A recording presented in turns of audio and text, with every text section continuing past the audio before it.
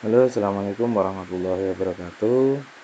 Pada kesempatan kali ini, saya akan mengajarkan sebuah mata pelajaran dengan tema animasi 2 dimensi dan 3 dimensi, khusus untuk kelas 11 multimedia. Ya, perlu adik-adik ketahui bahwa untuk pelajaran animasi 2 dimensi dan 3 dimensi ini adalah pelajaran yang sangat penting, mengingat dia masuk dalam kategori C3 atau kompetensi keahlian yang nantinya bisa menunjang karir adik-adik semua di sekolah ataupun di dunia kerja. Sebelum kita masuk materi, kita lihat dulu untuk kompetensi dasarnya. Yang pertama, untuk kompetensi dasar 3.1, memahami prinsip dasar pembuatan animasi 2 dimensi. Tentunya untuk animasi 2 dimensi ini berbentuk vektor, dan 4.1 menyampaikan prinsip dasar pembuatan animasi 2 dimensi. Jadi untuk dua kompetensi dasar ini akan kita tempuh dalam waktu 2 minggu, 2 kali pertemuan, yang nantinya ada beberapa tugas yang harus adik-adik kerjakan. Sebelumnya mohon maaf karena proses recording ini dilaksanakan pada saat hujan deras, sehingga mungkin suaranya lebih keras suara hujan daripada suara saya. Kita lanjut. Untuk referensi yang saya gunakan adalah buku animasi 2D dan 3D SMK kelas 11 karangan Dr. Andes Widiasmoro, MPD, dan Dr. Andes Joko Pramono, yang diterbitkan oleh Andi Offset Yogyakarta. Kemudian referensi lain yang relevan seperti nanti saya akan cari modul-modul di Google ataupun buku BSE yang diterbitkan oleh Pusat Perbukuan, Dinas Pendidikan dan Kebudayaan, ataupun nanti referensi ada di YouTube, Wikipedia, dan referensi yang lain. Bagi adik-adik yang menginginkan bukunya, bisa melakukan fotokopi di sekolah, ya, bisa datang ke sekolah, bisa fotokopi bukunya, sembari kita belajar bersama-sama secara online. Kita lanjut. Perkenalkan, mungkin di antara adik-adik sudah banyak yang kenal saya. Saya pribadi sebenarnya bukan basic sarjana komputer. Saya sebenarnya adalah sarjana pendidikan yang tidak ada basic komputer sama sekali. Jadi kita belajar animasi 2 dimensi dan 3 dimensi. Ini kita sama-sama belajar.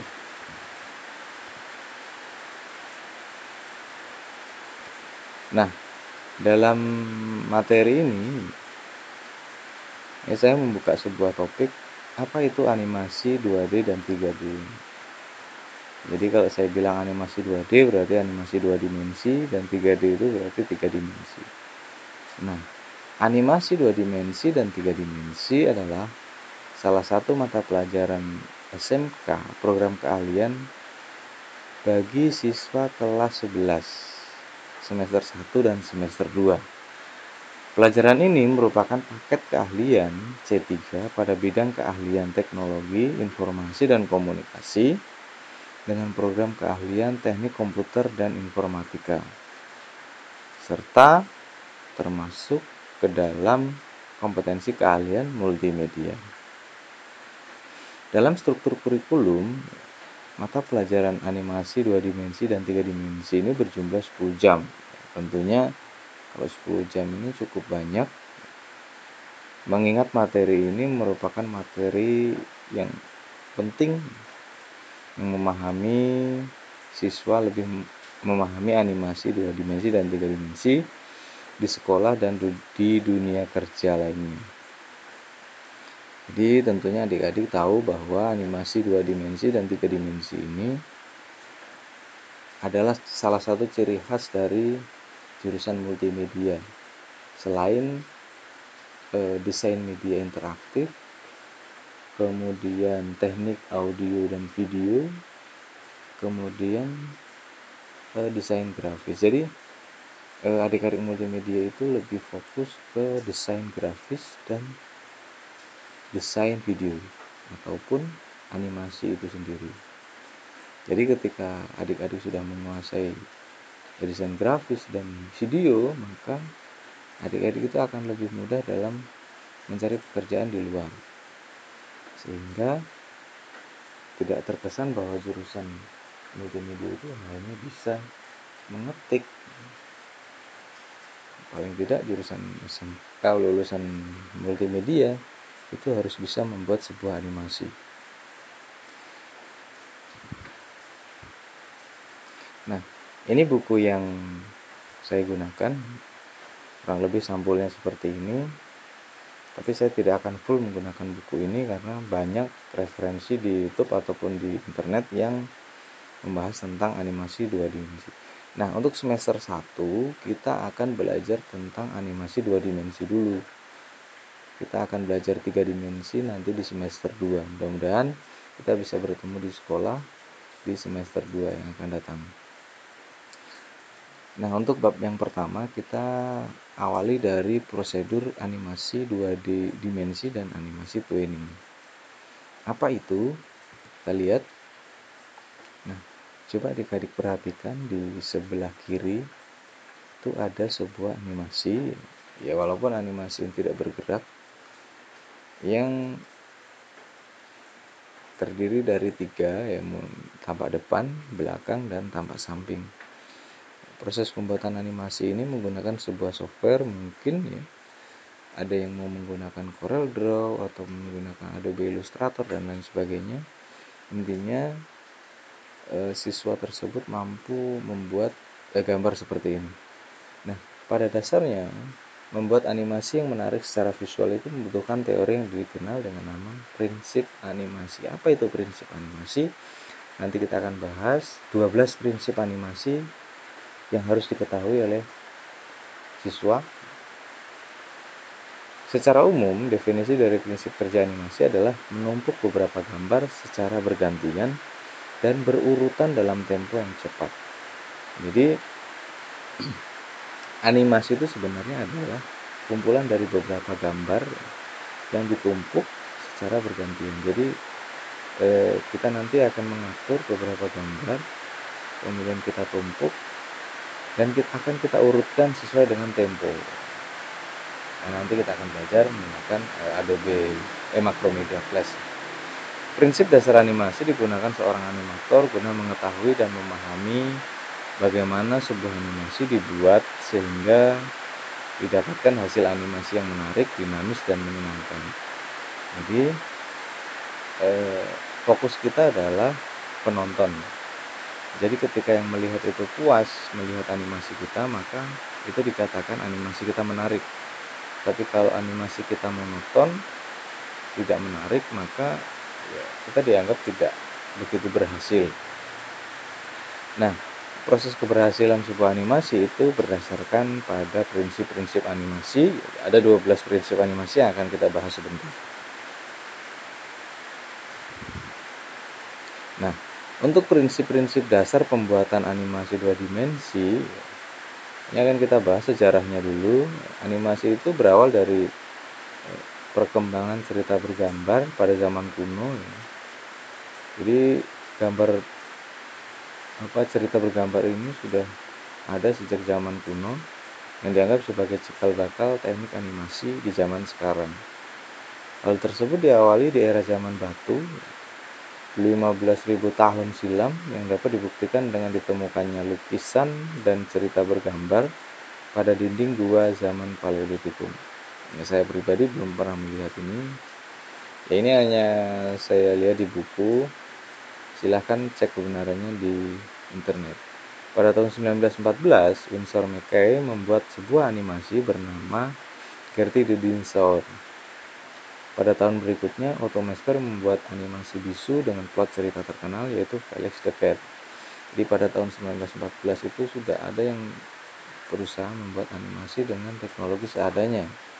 Sementara kita di tahun 2020 saat ini dengan teknologi yang sudah luar biasa, tentunya kita lebih mudah lagi dalam membuat sebuah animasi. Salah satu pelopor dunia animasi adalah Walt Disney dan Roy Disney. Pada tahun 1923, saat itu Indonesia belum merdeka, mereka membuat animasi fantasi disertai iringan musik dengan tokoh kartun seekor tikus bernama Mortimer, sebuah tokoh cikal bakal Mickey Mouse.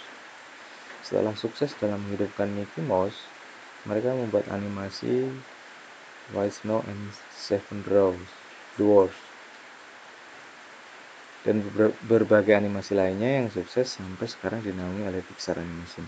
Kalau adik-adik menonton film kartun, itu biasanya ada tulisan Pixar Animation. Itu adalah perusahaan yang menaungi film-film kartun. Ya, sudah sampai terkenal di Hollywood. Jadi adik-adik semua, salah satu film animasi ini juga membutuhkan biaya yang cukup besar. Karena proses pembuatan animasi ini tidak segampang yang kita bayangkan. Dalam proses pembuatan film animasi itu tidak sama dengan pembuatan film biasa. Kalau film biasa sudah jelas pemerannya adalah manusia dan tinggal mengikuti saja alur cerita. Tapi berbeda dengan animasi yang harus kita buat dulu animasinya, karakternya, modelnya, sampai menjadi sebuah gambar kartun, kemudian masih lagi harus mengikuti alur-alur cerita. Nah, ini terkesan agak susah untuk proses pembuatan animasi ataupun film kartun itu sendiri. Nah, tentu adik-adik tahu bahwa gambar yang ada di samping sebelah kiri ini adalah Mickey Mouse yang paling terkenal di zamannya. Ya mungkin kalau sekarang sudah tidak terlalu terkenal karena sudah banyak film-film animasi yang menggunakan efek-efek yang lebih bagus daripada Mickey Mouse. Tapi salah satu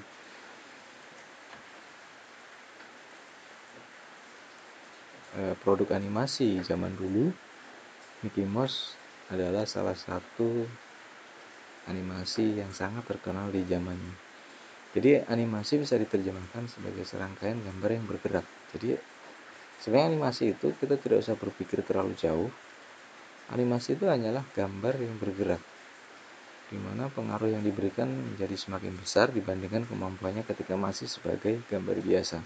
Jadi begini, kalau gambar itu hanya gambar saja seperti foto, maka ya orang memandang itu hanya sebuah gambar diam. Tapi ketika gambar itu digerakkan, maka akan memiliki kemampuan yang lebih besar. Artinya dia memiliki arti yang lebih besar. Ketika kita menggambar sebuah gambar, misalkan buanglah sampah pada tempatnya, tapi posisi gambar itu diam, itu akan sangat berbeda ketika kita menggerakkan sebuah kartun yang membuang sampah di tong sampah. Jadi pengaruhnya jauh lebih besar yang gambar bergerak. Pada dasarnya animasi dua dimensi terdiri dari vektor dan bitmap. Dengan berbagai metode yang dapat digunakan menginterpretasikan input, menghitung dan menampilkan pada output grafis. Jadi untuk animasi dua dimensi ini kita menggunakan gambar vektor dan bitmap, tapi nanti kita akan lebih menggunakan vektor ketimbang bitmap karena gambar vektor ini tidak akan memiliki kelebihan yang lebih banyak ketimbang bitmap.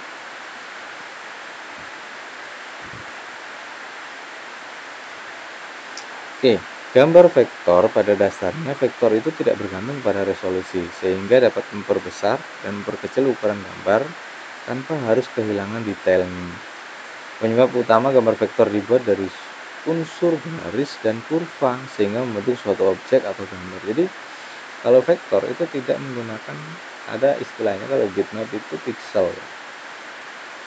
Karena vektor itu dibuat dari garis dan kurva, maka ketika diperbesar tidak akan ada istilahnya pecah gambarnya. Format file gambar vektor yang dikenal ada CDR, SVG, EPS dan lain sebagainya. Jadi untuk CDR itu adalah ekstensi dari Corel Draw, EPS itu ekstensi dari Adobe Illustrator dan lain sebagainya. Ini nanti kita akan gunakan perangkat lunak, diantaranya adalah CorelDRAW dan Adobe Illustrator, tambah lagi dengan Adobe Flash Player. Nah, untuk gambar vektor 3 dimensi, kita nanti akan menggunakan 3D Home Architect, AutoCAD, Maya 3 dimensi, Strata 3 dimensi CX, Swift 3 dimensi, Juliet Full 3 dimensi. Jadi, tapi nanti untuk 3 dimensi kita akan gunakan Blender proses pembuatannya. Karena Blender itu selain ringan juga aplikasinya gratis. Untuk gambar bitmap sendiri tentu berbeda dengan vektor.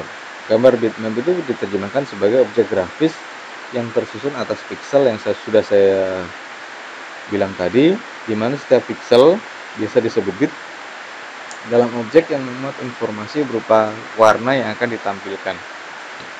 Berbeda dengan vektor, gambar bitmap memiliki resolusi tetap dan tidak bisa diperbesar tanpa kehilangan ketajaman resolusinya. Artinya, bitmap itu ketika diperbesar maka ketajamannya itu akan hilang.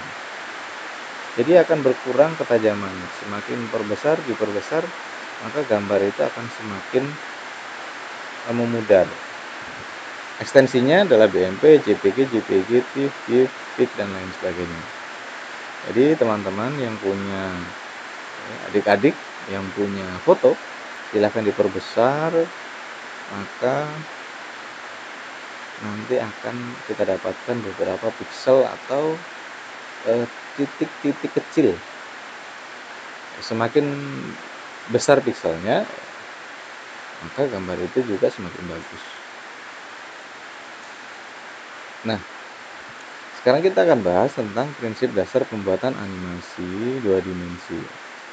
Yang sudah saya jelaskan tadi bahwa dua animator Walt Disney Studio, yaitu Frank Thomas dan Ollie Johnson, memperkenalkan prinsip dasar animasi untuk pertama kali ditulis dalam sebuah buku berjudul The Illusion of Life. Dalam buku tersebut menyatakan bahwa gambar menjadi lebih unggul sebagai media penyampaian informasi karena memiliki makna yang lebih padat dibanding tulisan. Jadi, adik-adik kalau kita melihat gambar dengan melihat tulisan itu berbeda. Apalagi gambar itu dibuat sedemikian rupa, berwarna, kemudian lebih menarik, maka tulisan itu sebanyak apapun tulisan tidak akan bisa mengalahkan gambar. Sedangkan gambar kita berikan tulisan seadanya, orang itu sudah sedikit paham ketimbang kita berikan tulisan yang banyak. Nah, fungsi utama dari prinsip dasar animasi adalah agar setiap animasi yang kita buat itu kelihatan menarik dan dramatis dengan gerakan yang alami. Jadi kalau kita membuat sebuah animasi, ya mungkin kita pernah lihat sebuah film-film kartun, ya. Kalau pergerakannya tidak alami, maka ya orang menonton itu merasa bahwa animasinya kurang bagus. Nah, nanti kita akan coba membuat sebuah animasi sederhana yang nanti adik-adik bisa kembangkan di rumah. Hal mendasar yang harus dipahami bahwa prinsip animasi dalam penerapannya tentu lebih bergantung pada kemampuan sang animator. Nah, ini lagi, sebaik apapun teori, kalau sang animatornya atau manusianya itu sendiri kemampuannya masih kurang, maka animasi itu juga tidak akan terjadi peningkatan. Istilahnya, ketika kemampuan kita tidak terlalu paham dengan prinsip animasi, maka ya bisa jadi hasil yang kita animasi yang kita hasilkan tidak sebagus yang ada di televisi misalkan. Tapi intinya nanti kita akan buat animasi dulu ya, untuk persoalan bagus atau tidaknya intinya nanti bisa dikembangkan di lain waktu. Nah, sekarang prinsip-prinsip pembuatan animasi 2 dimensi itu adalah kemampuan mengcapture momentum dalam runtutan gambar sehingga seolah-olah animasi itu menjadi bergerak atau hidup. Jadi gambar itu menjadi bergerak katanya. Jadi 12 animasi, ada 12 prinsip yang harus dipenuhi untuk membuat sebuah animasi, meliputi dasar-dasar gerak, pengaturan waktu, pengayaan visual, serta teknis pembuatan animasi dengan baik. Nah, 12 prinsip animasi itu adalah, yang pertama adalah prinsip timing atau waktu, is in dan is out, percepatan dan perlambatan, kemudian arts atau lengkungan, yang keempat follow through and overlapping action, gerakan penutup sebelum benar-benar diam, yang kelima secondary action atau gerakan pelengkap, yang keenam squash and stretch, pelenturan suatu objek, kemudian yang ketujuh exaggeration atau melebih-lebihkan, yang ke-8 strike ahead and pose to pose, kemudian 9 anticipation atau gerakan pendahulu, 10 staging atau bidang gambar, 11 personality atau penjiwaan karakter, 12 apel atau daya tarik karakter. Nah, kita akan bahas satu-satu ini apa artinya, ya, mulai timing, kemudian apa tadi. Kita akan bahas satu persatu. Nah, adik-adik tentunya pernah melihat gambar ini atau bahkan sudah menonton film ini. Jadi serial animasi Upin dan Ipin ini salah satu serial animasi yang saya anggap sudah luar biasa pengembangan animasinya. Animasinya sudah cukup sempurna, ya, bisa dijual di pasar-pasar animasi seperti di Hollywood dan lain sebagainya. Saya pikir untuk animator film Upin dan Ipin ini sudah dianggap animator kelas dunia karena mampu menciptakan sebuah animasi yang persis sama dengan kehidupan nyata. Apalagi cerita dalam animasi ini memang sangat relevan dengan kehidupan yang ada di desa. Tentunya kita sendiri sangat paham dengan apa yang dilakukan oleh karakter si Upin dan Ipin ini. Nah, kita akan bahas 12 prinsip dasar animasi. Yang pertama adalah timing. Coba teman-teman perhatikan. Nah, timing ini adalah hal yang paling penting dalam proses pembuatan animasi. Sebagai contoh, gerakan bola yang memantul ke tanah, tetapi sebelum memantul, efek suara pantulan sudah terdengar terlebih dahulu.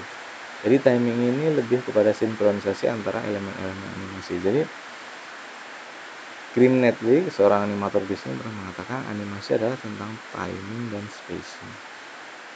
Jadi animasi itu ya tentang waktu. Jadi waktunya disetting ya sedemikian rupa supaya mendapatkan animasi yang lebih bagus. Timing adalah tentang menentukan waktu kapan sebuah gerakan harus dilakukan. Sementara spacing adalah tentang menentukan percepatan dan perlambatan dari bermacam-macam jenis gerak. Nanti kita akan bahas spacing. Nah, kita akan melihat timing. Coba kita lihat pada animasi ini bahwa ya proses memantulnya ini membutuhkan waktu. Jadi ada waktunya yang disetting. Seperti ini, misalkan bola ataupun seperti ini, waktunya itu disetting sedemikian rupa supaya animasi ini nampak seperti asli, nyata. Melihat? Nah, seperti ini. Ini timingnya. Maksudnya begini. Dari lambat, kemudian kecepat. Awalnya melambat, kemudian cepat. Oke. Kemudian yang kedua, kita bahas tentang is in dan is out atau percepatan dan perlambatan. Ini juga merupakan salah satu prinsip yang sangat penting dalam sebuah animasi. Contoh, ketika bola dilempar ke atas, gerakan tersebut harus semakin lambat dan bola jatuh akan semakin cepat. Atau ketika mobil berhenti, pemberhentian tersebut harus secara perlahan-lahan melambat. Tidak bisa langsung berhenti. Tidak mungkin mobil langsung berhenti. Ya, seperti ini. Jadi ada istilahnya proses perlambatan terlebih dahulu sebelum berhenti.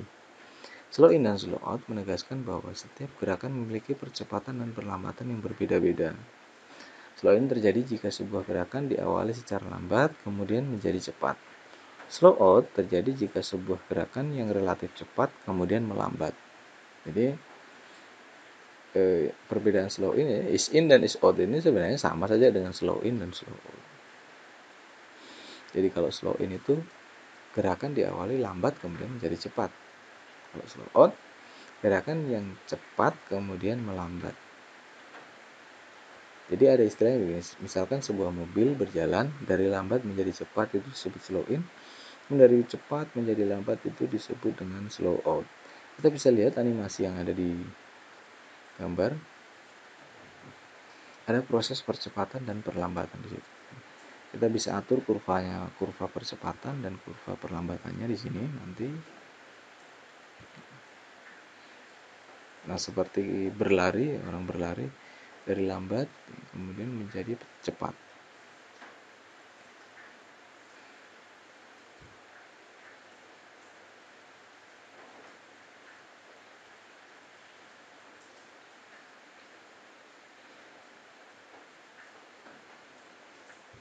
Kita lanjut.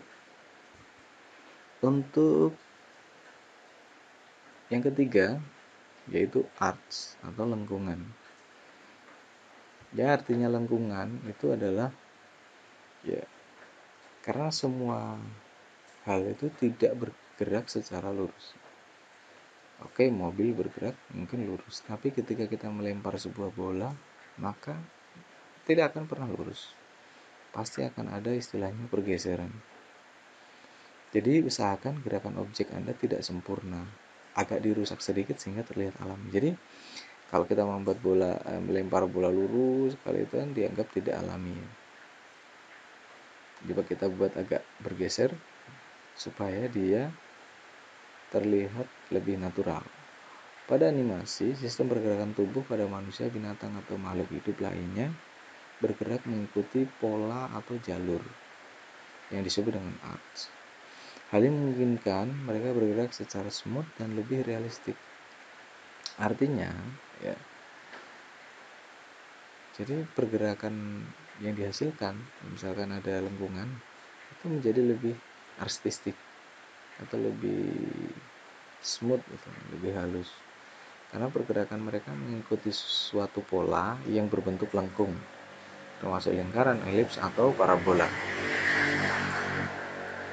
Sebagai contoh, arch ditunjukkan pada lintasan saat melempar bola dan lintasan gerak bola di udara. Jadi kalau kita melihat sebuah lintasan bola di udara, itu akan terlihat lengkungannya kalau kita melempar. Walaupun kita melempar lurus pun akan terlihat lengkungan.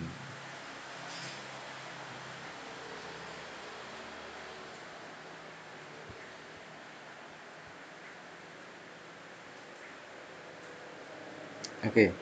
Selanjutnya adalah follow through dan overlapping action atau gerakan pembuka, gerakan penutup sebelum benda itu benar-benar diam. Jadi seperti ini.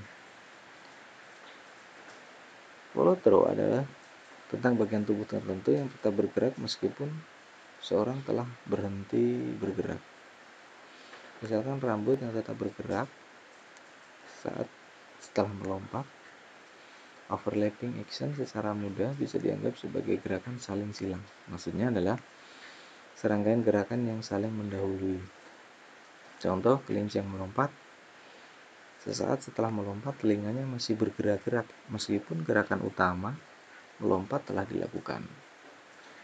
Ya, ini sebagai contoh. Nah, ketika bunga ini sudah ditempatkan di ini, tapi tetap ada gerakan yang membuat dia agak lebih natural. Tidak mungkin ketika bunga kita letakkan di lantai ya diam, berarti itu dianggap ada apa yang kurang, overlapping actionnya tidak ada.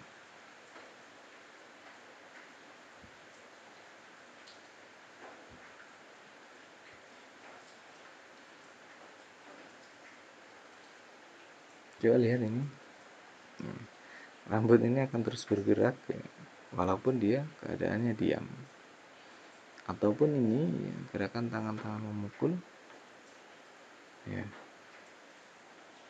Nah seperti ini orang berjalan, memang dia yang berjalan kakinya, tapi ternyata tangan itu dia ikutan bergerak. Nah itu yang disebut dengan overlapping action. Kita lanjut.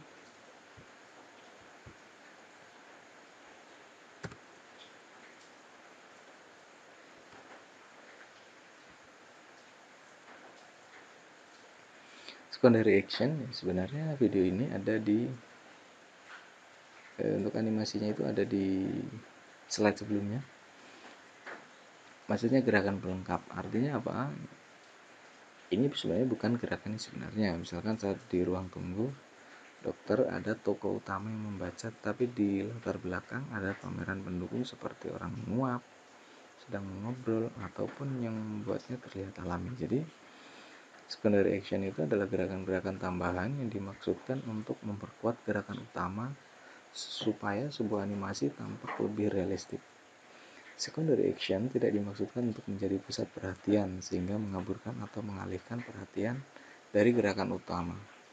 Kemunculannya lebih berfungsi memberikan emphasis untuk memperkuat gerakan utama. Contoh, ketika seorang sedang berjalan, gerakan utamanya tentu adalah melangkahkan kaki sebagaimana berjalan seharusnya. Namun sambil berjalan, seorang figur atau karakter animasi dapat sambil mengayun-ayunkan tangannya. Gerakan mengayun-ayunkan inilah yang disebut dengan secondary action atau gerakan berjalan atau gerakan pelengkap. Nah, kemudian selanjutnya adalah squash dan stretch, yaitu kelenturan suatu objek. Bola yang ketika jatuh agak sedikit gepeng menunjukkan kelenturan bola tersebut, atau ketika orang melompat dan jatuh kakinya agak sedikit lentur. Coba kita lihat animasinya. Nah ini, jadi bola ini kelihatan melentur ya, berbeda dengan ini yang memang mungkin bendanya benda keras. Ini dimisalkan adalah bola air, bola yang diisi dengan air. Squash dan stretch adalah upaya penambahan efek lentur atau plastis dalam objek atau figur, seolah-olah memuai atau menyusut sehingga memberikan efek gerak yang lebih hidup. Penerapan squash dan stretch pada figur atau benda hidup, misalkan manusia, binatang, creatures, akan memberikan encasement sekaligus efek dinamis terhadap gerakan atau action tertentu. Sementara pada benda mati, misalkan gelas, meja, botol, penerapan squash and stretch akan membuat mereka benar-benar mati, tampak berlaku seperti benda hidup. Sebagai contoh, ketika bola dilemparkan, pada saat bola menyentuh tanah, maka dibuat seolah-olah bola yang semula bentuknya bulat sempurna menjadi sedikit lonjong horizontal, meskipun kenyataannya keadaan bola tidak selalu demikian. Hal ini memberikan efek pergerakannya lebih dinamis dan hidup ya. Sebenarnya bola itu ketika jatuh ya lentur, tapi tidak terlalu nampak. Tapi di animasi kita bisa menampakkan itu supaya kelihatan lebih hidup.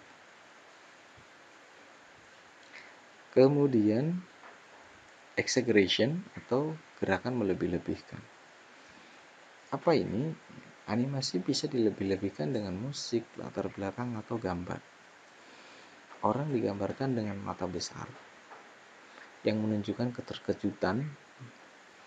Ini bisa kita lihat di film-film kartun Jepang, bagaimana orang berlari tapi ada gambar seekor elang besar sebagai latarnya untuk menunjukkan kecepatan lari orang tersebut. Exaggeration merupakan upaya mendramatisir animasi dalam bentuk rekayasa gambar yang bersifat hiperbolis. Dibuat sedemikian rupa sehingga terlihat sebagai bentuk ekstremitas ekspresi tertentu dan biasanya digunakan untuk keperluan komedik. Seringkali ditemui pada film-film animasi anak-anak segala usia seperti Tom and Jerry, Donald Duck, Mickey Mouse, Shinchan, dan lain sebagainya. Sebagai contoh, tubuh Donald Duck melayang mengikuti sumber asap saat hidung Donald Duck mencium aroma masakan atau makanan lezat. Jadi, ya ini biasa terjadi di film-film kartun ya. Ketika ada makanan, maka biasanya tubuhnya itu melayang mengikuti sumber makanan itu melalui asap. Jadi yang dimaksud dengan gerakan melebih-lebihkan itu ya supaya animasi yang kita buat itu menjadi lebih hidup.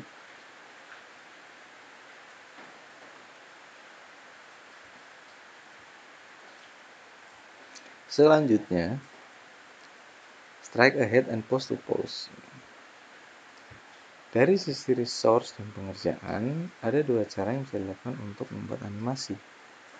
Yang pertama adalah strike ahead action, yaitu membuat animasi dengan cara seorang animator menggambar satu persatu, frame by frame dari awal sampai selesai seorang diri. Teknik ini memiliki kelebihan, kualitas gambar yang konsisten karena dikerjakan oleh satu orang saja. Tetapi memiliki kekurangan yaitu waktu pengerjaan yang lama. Ya, ini biasanya terjadi pada saat orang yang bekerja sendiri suruh membuat sebuah animasi, maka dia kerjakan sendiri. Yang kedua adalah pose to pose, yaitu membuat animasi oleh seorang animator dengan cara menggambar hanya pada keyframe tertentu. Selanjutnya in between atau interval antar keyframe digambar dilanjutkan oleh asisten atau animator lain. Cara kedua ini memiliki waktu pengerjaan lebih cepat karena melibatkan lebih banyak sumber daya sehingga lebih cocok diterapkan pada industri animasi. Tapi cara yang kedua ini biasanya agak memiliki kekurangan, yaitu kurang konsisten dalam kualitas gambarnya. Karena yang dibuat, misalnya saya membuat sebuah gambar kemudian dilanjutkan oleh orang lain, belum tentu gambar orang lain itu sama dengan gambar saya. Tapi seorang animator yang baik adalah seorang yang pandai meniru animator milik orang lain. Ada istilah amati, tiru, modifikasi. Kita lanjut.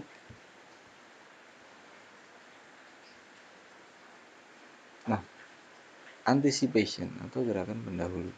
Jadi anticipation boleh dianggap sebagai persiapan atau awalan gerak atau ancang-ancang. Seorang yang bangkit dari duduk harus membungkukkan badannya terlebih dahulu sebelum benar-benar berdiri. Pada gerakan melompat, seorang yang tadinya berdiri harus ada gerakan membungkuk terlebih dahulu sebelum akhirnya melompat.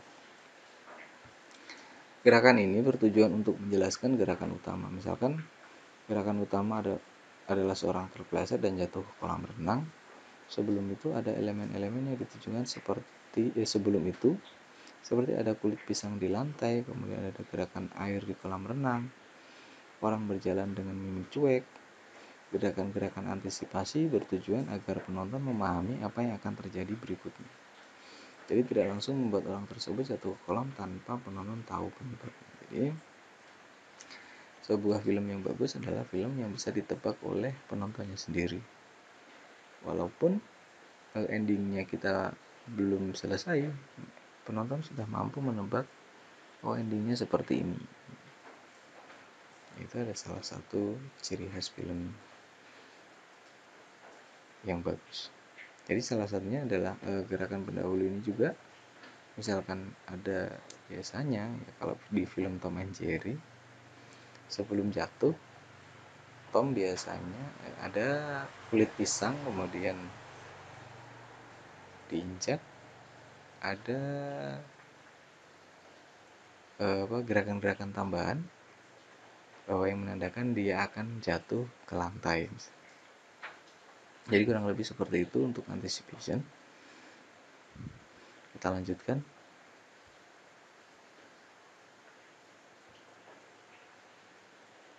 Oke, staging atau bidang gambar. Bidang gambar dalam animasi meliputi bagaimana lingkungan dibuat untuk mendukung suasana atau mood yang ingin dicapai dalam sebagian atau keseluruhan scene. Biasanya berkaitan dengan posisi kamera pengambilan gambar. Posisi kamera bawah membuat karakter terlihat besar dan menakutkan. Kamera atas membuat karakter tampak kecil dan bingung. Sedangkan posisi kamera samping membuat karakter tampak lebih dinamis dan menarik. Staging adalah sudut pengambilan gambar seperti memperbesar muka tokoh untuk memperlihatkan kesedihannya, mengambil dari jarak jauh untuk memperlihatkan kemewahan suatu rumah, mengambil dari atas untuk memberi kesan ada seorang yang mengintip dan lain sebagainya. Nah, kalau kita lihat di animasi ini, staging itu terlihat jelas bahwa bidang gambarnya itu sangat terlihat jelas. Misalkan seperti ini.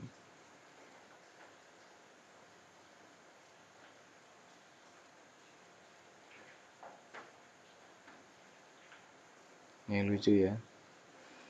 Jadi nanti kita akan coba. Nah, seperti ini ya. Ini posisi orang yang sedang sedih. Ini posisi mungkin yang sangat sedih sekali. Ini adalah salah satu bidang gambar yang bisa kita buat nantinya. Coba lihat.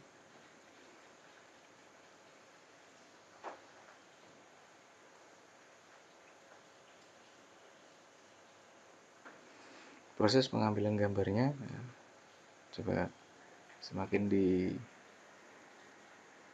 didekatkan kameranya, prosesnya seperti ini. Kita lanjutkan.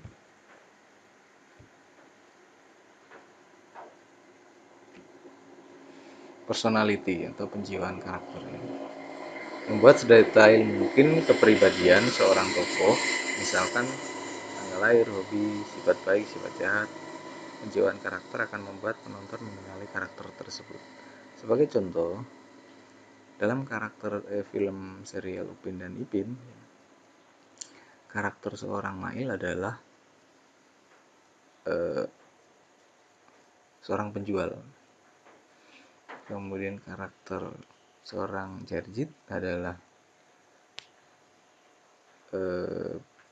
pembuat pantun. Si Isan karakternya suka makan misalkan. Jadi untuk personality, penjiwaan karakter ini ya sangat penting dalam sebuah animasi karena membuat sebuah film itu menjadi lengkap. Jadi ada yang baik, ada yang jahat, ada yang suka makan, ada yang suka masak. Itu membuat film itu semakin lengkap. Kita lanjutkan ya, daya tarik karakter. Ya, nanti kita akan lihat apel berkaitan dengan keseluruhan look atau gaya visual dalam animasi. Kita bisa dengan mudah mengidentifikasi gaya animasi buatan Jepang hanya dengan melihatnya sekilas.